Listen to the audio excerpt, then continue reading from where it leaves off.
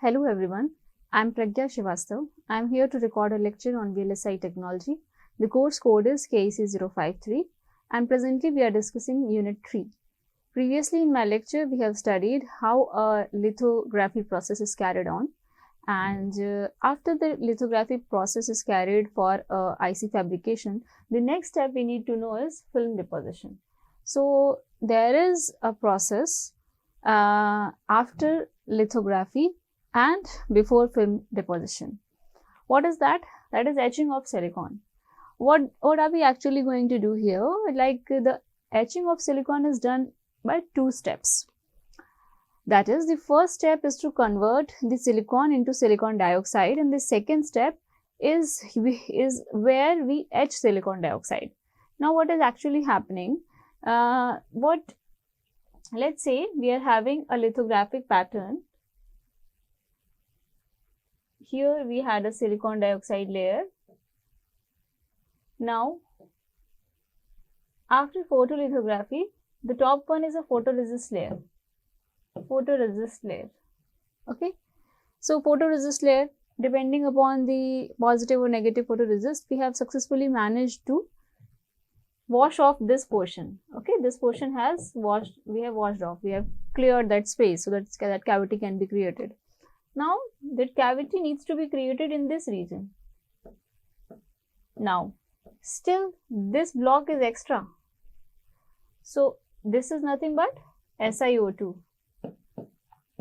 So to remove this SiO2 we have to do etching. So etching of silicon.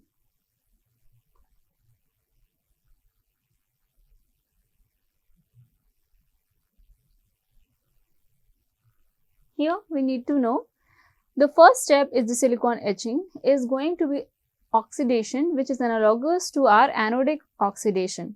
So etching is nothing but it is a typical oxidation reaction, and the second step is going to be etching of oxide. So what we are going to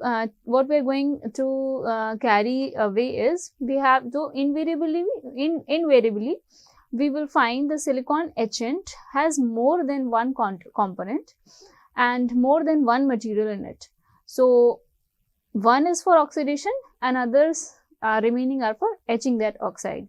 So let's say we talk about silicon. So what is actually happening, like there are ions and molecules involved. So this silicon plus 2H plus gives out 2 ions, silicon 2 plus. Now we break this H2O molecule into 2H plus and 2OH minus. So this will react with this. So Si2 plus twice OH minus will produce SiOH twice. So SiOH twice will further produce silicon dioxide and hydrogen. This is the basic anodic oxidation reaction. So we do not have a well-defined anode or cathode specifically. In this specific case, we consider silicon as anode. We supplied the voltage so that the silicon is always the anode and the other electrode is always the cathode. So let's say silicon will sometimes be a localized anode or a localized cathode. So when silicon behaves as an anode, then following reaction takes place, like we have seen in the previous one. S plus 2S plus will give you Si2 plus. So M plus XH plus will give you Mx plus. So when silicon behaves like a cathode, so what will happen in that case? N will dissociate into NX minus plus XH plus. So it depends that whether it behaves like a cathode or anode. A very common silicon etchant is NHA, where N stands for nitric, A stands for acetic acid or aqua. Aqua, that is water, hydrofluoric, nitric and acetic acid or aqua. So first silicon is converted into HNO3 oxide. HNO3 is oxidizing agent. So the purpose of having nitric acid in the etchant solution is to oxide silicon. So we need to first oxide silicon, and then the oxide is going to react with hydrofluoric acid to give reaction product. Now we are combining HF plus SiO2, okay, SiO2, then we are resulting H2SiF6. So H2SiF6 will dissolve in the solution. we can stir. Now it has dissolved in the solution. We can stir to remove it from the reaction site. So this is nothing but here is the byproduct. So byproduct which we do not need any further. Break HNO3 into HNO2. It will give whole generating species. It occurs naturally. For anodic reaction to progress, we must have supply of holes. So here we are producing a hole. This is actually pictorial representation of what is happening during a etching process. So this is the wafer we see. Here is the wafer. This one is typically SiO2. Okay, and this one is photoresist. So this much photoresist has been washed off. You can see in case of positive photoresist, let's say what we call it, the exposed portion becomes soluble and it has completely washed off. So further we can see that now we want to remove this blue layer. There was a blue layer here. We want to remove this. So let's consider that this blue layer here can be removed only after specific reaction where the reactant can actually hit the blue layer molecule. So those specific reactions should be carried out, so that in order to create a space, so that we are very much clear and open with this site. Actually we need this site. We need to make a well here. So to make a well here, we have to remove this blue layer out of the system. This should move out. So this reaction is being conducted. So we can see here HNO2 plus HNO3 gives out N2O4 plus H2O. So N2O4 gives out twice of NO2, and twice NO2 will give you 2 NO2 minus plus 2H plus. Now here is the thing which we were talking about in the previous slide. H plus OH minus positively charged silicon reacting with the negatively charged hydroxyl ions. Now NO2 from here we see this, this NO2 will react with this H plus to form HNO2. Here NO2 gives positive ion for ionic oxidation and gives back the HNO2 back in the mixture. So this HNO2 does not take part in reaction, but it acts as an autocatalytic agent. So what it actually is doing? It is actually initiating, or it is actually facilitating the speed of reaction. In addition to nitric acid, ammonium nitride is deliberately added to the system, so that the deliberately added to the system or etchant solution, so that you have an enhanced supply of HNO2. So if you do not have this HNO2, you will not have this NO2. If you're not having this NO2, you don't have reactant to combine with H plus to produce HNO2. So HNO2 is coming again in the mixture. So it is actually auto-catalyzing it. Now, SiO2 etching can be etched by hydrofluoric acid. Previously, we were studying how the silicon etching is done. So this is silicon. Now we are specifically studying SiO2. Films which are irradiated, they tend to etch faster. They've got some sort of weaken, and they means they are not that hardened and attached to the surface. You can etch it faster. If we have films with poorer microstructure, or a film which have a lot of stress in it, then the process of etching is faster. Let's say plasma grown SiNO2 etch much faster compared to Si3N4, which is grown with the process of stoichiometric process.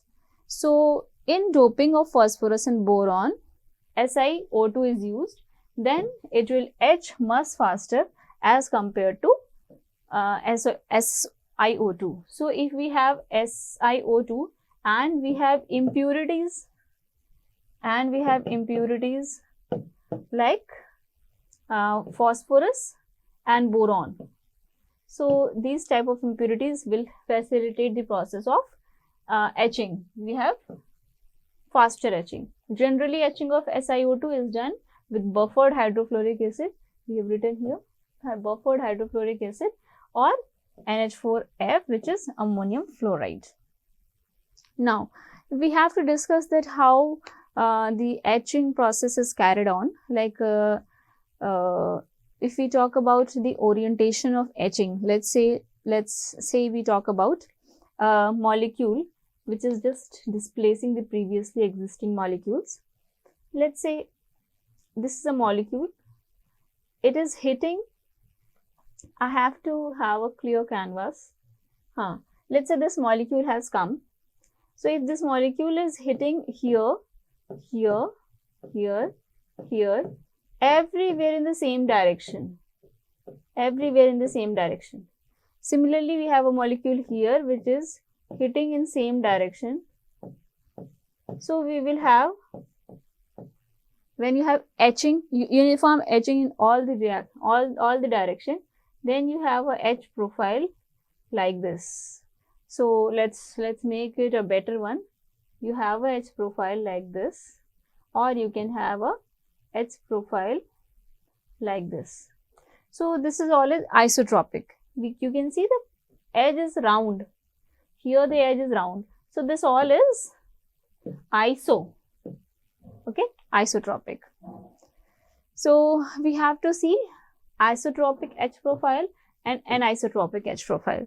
And in the second one, we see anisotropic etch profile.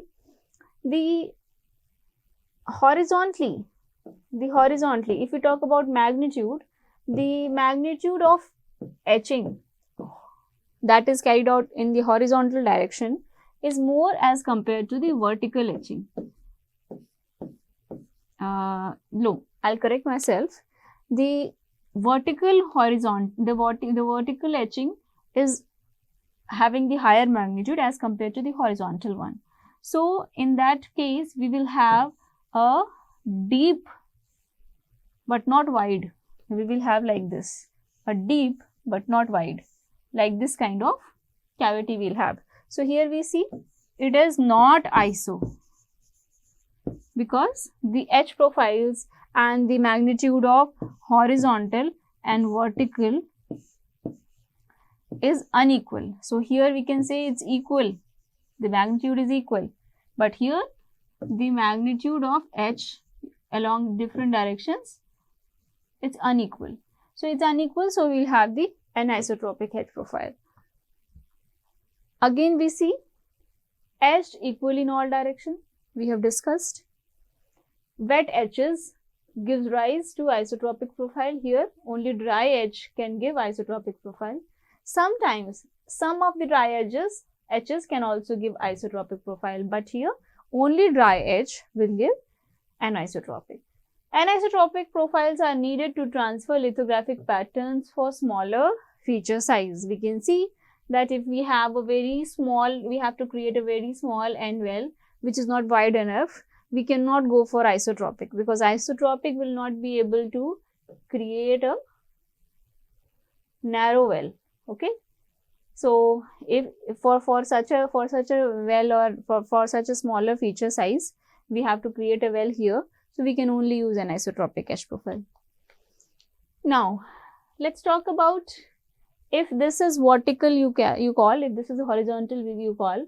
Let's call it RH. Let's call it RV. So rate of etching in different direction, horizontal or vertical. So here we see, here RV is more. In this one we can see that vertically it's more and horizontally it's less. So RV is more than RH. Let's come on to this profile where isotropic etching is same in both horizontal and vertical direction, whereas anisotropic is different in horizontal and vertical direction. To be specific, it is more in vertical. So vertical is more, okay, and horizontal it's less. So when you talk about a ratio which is RH upon RV, so let's say it is 2 and it is 50, so it is 1 by 25, which is obviously less than 1. So for anisotropic, this ratio RL, which is nothing but lateral edge ratio, is less than 1. Of course, it will be greater than 0. Now, we can see that isotropic edge, this both are same. So, RL will be equal to 1, which is lateral edge ratio. So, in case of directional edge, RL is 0. So, the difference in lateral dimension between the feature on mask and the actually edged pattern, that is smaller RL, results in smaller bias. Okay. So, these are the three profiles we can see. This is iso and this is aniso, and this one is the lateral edge. So, we can see that directional edge. So, here we see the undercut and over edge. Over edge is the one that you require only this, but you land up etching this, you land up etching this. So, if you are etching till this curves, you will make a well like this. But we always wanted a well to be in between this. So, what is happening? You are just widening the well, which is not desired. So, this is called over edge. Results in more vertical profiles but larger bias. And we can see that it is worse in thick film and poor control in thick film using wet etch. Here we can see that it is having a thick silicon dioxide film. So, you can see that the well is created very wide and we only wanted this much well. So, widening is there. Now, what is undercut? Till now we have studied over edge. Now, what is undercut? You must etch only till this limit, so that the well is here. So, this portion which you are entering, which unwantedly we are making, so this unwanted undercut, is not needed. So, it is unwanted. So, what we call it, that it is undercut. We want etching to extend only till this. So, this part is not desired. So, the well, instead of this well, we get this well. Here also, we get this well. So, of course, undercut or over edge, everything is added to widening of the well. Now, next topic which we have to study is deposition. Now, what we have to see, I have told that we had started from lithography, then we have to study deposition. Now, in between, we had a process which we just studied, was etching. So, we have to study deposition. Now, we will see that what is film deposition, and next is dielectric deposition. So, deposition is complement of etching. What we are actually doing, at the place where we were removing silicon dioxide to make a site, now at the same place we are depositing, we are placing the material. So, we can say they are the opposites of each other, deposition and etching. Sometimes the questions are asked like name a process which we call as anti-etching process or opposite to the etching process. So, in etching we remove the material and in deposition we add the material. So, of course, as the name suggests, it is just the opposite. Now, it is very much clear. Etching, we are actually removing the unwanted,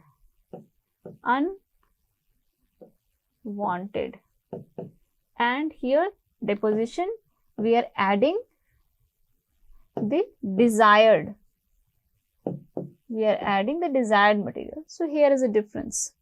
That place we were removing, here we are adding. So, deposited films are widely used in fabrication of modern VLSI circuits. So, of course, there is a use. These films provide conducting regions within the device, electrical insulation between the metals, and protection from environment. So these are the three purposes. Why do we need deposition? So first, we need to have conducting regions. Second, we need to insulate few different electrical metals. And the third is we have to provide protection from the environment. We do not want the surface to erode. We do not want the rust to incorporate. So the film thickness must be uniform, reproducible over each device and over the wafers processed on one time. Now also, the method of depositing the film must be safe, reproducible easily, automated and inexpensive. So this everything should be accomplished. Now we can see that up till now we have seen that how etching is done after lithography.